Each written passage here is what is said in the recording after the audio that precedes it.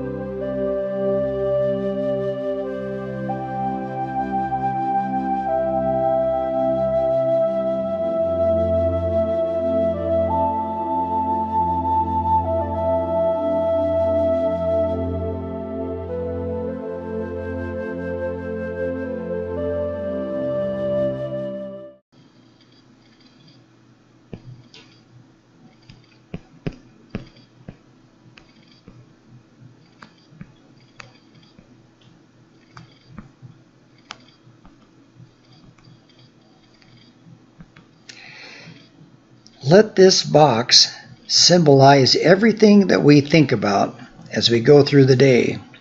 Driving our car, getting the kids to school, work, exercise, swimming, dancing, hiking, reading, making money online, surfing the web, talking to our spouses, all the things that we do throughout the day. And let this box symbolize our culture.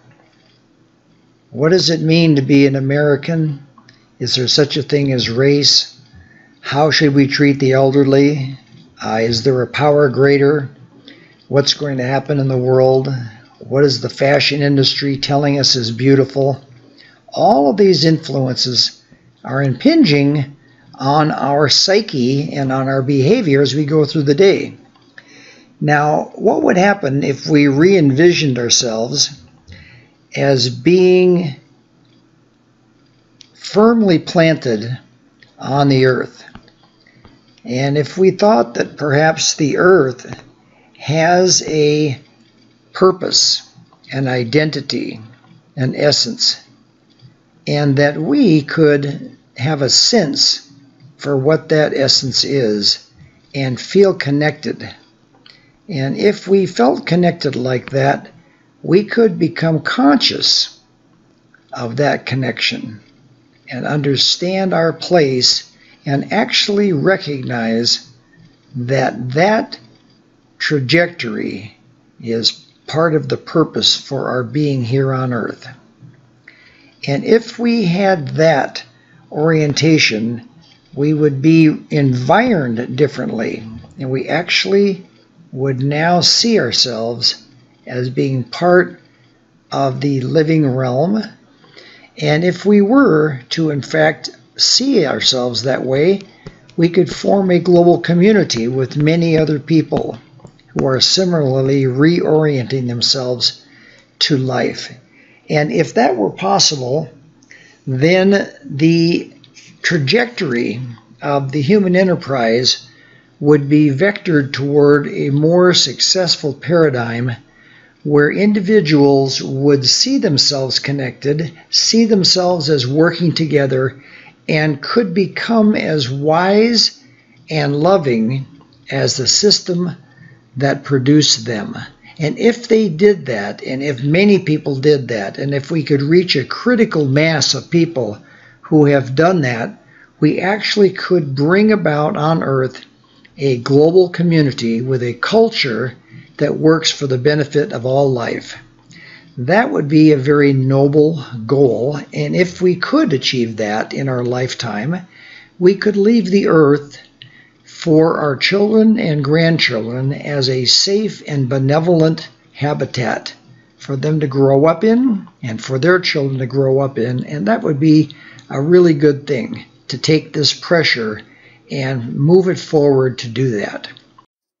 Hello, John Birch for LoveShift, and today I'd like to make a video about normalcy bias. Normalcy bias is a mental state which people enter into when faced with a potential disaster. It causes people to underestimate both the possibility of the disaster and the potential extent of its effects. The assumption made in the case of normalcy bias is that since a disaster never has occurred, it never will occur. People with normalcy bias tend to interpret warnings in the most optimistic way possible, seizing on any ambiguities to infer a less serious situation than the one that actually is. When the bias is held collectively, the distorted thinking gains inertia, which makes it even more difficult to eradicate. The nuclear threat is a classic example of normalcy bias. As generation upon generation grows up with the threat of nuclear annihilation, society becomes normalized to the danger and unable to respond appropriately. Humans on Earth are now seriously normalized to the possibility of a nuclear war. Helen Caldicott once called this heavy psychic numbing. Instead of being comfortable with the way things are, we should be terrified. We are complacent, even to the point of talking about preparing for winning and surviving such a war. What causes normalcy bias? Normalcy bias may be caused in part by the way the brain processes new data. Research suggests that even when the brain is calm, it takes 8 to 10 seconds to process new information. Stress slows the process, and when the brain cannot find an acceptable response to a situation, it fixates on a single default solution which may not be the best. How can we become unnormalized to a serious threat, such as the possibility of a nuclear war? This is one of the most important questions of our time. One answer is to talk. When we have conversations with others, we counteract the biases we have and learn from one another. If we will do this on a large scale, we can reverse a bias and replace it with relevant truth. And if this is done perpetually by many persons across the planet, a new inertia can emerge, which will be equally strong and far more effective. Visit www.loveShift.com/normalcybias.html to learn more. LoveShift. Working together, we can make a difference. P.S. For those who like to read and want to begin their own personal transformation, the recent book by Martin and Dorothy Hellman, A New Map for Relationships, is highly recommended. It's available on Amazon and at Barnes & Noble right now. This video is going to be about leadership.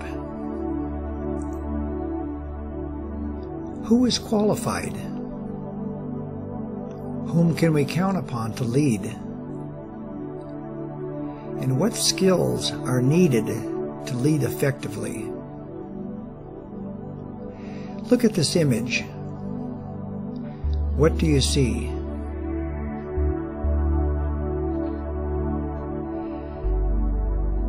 This is a color-enhanced version of an 18th century woodcut. It shows a figure on his or her knees reaching out into a mysterious realm. The city can be seen below. The stars and moon are out. The sun looks on. I wonder what this figure is reaching for. Wheels seem to be in motion. Clouds appear. Our figure seems to be seeking something. A membrane or barrier exists, and our figure seems to be pinned, with body held in the world of things, and eyes and mind directed elsewhere.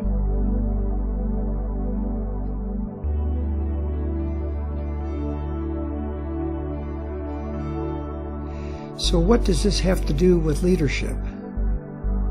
Just this. If we want to change the course of history and move humanity forward, we shall need a new form of leadership.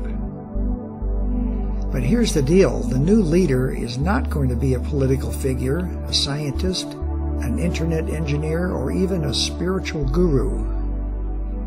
The new leader is us. We, the people, have become the new leader. Learning together, acting collectively as one integrated, interdependent whole.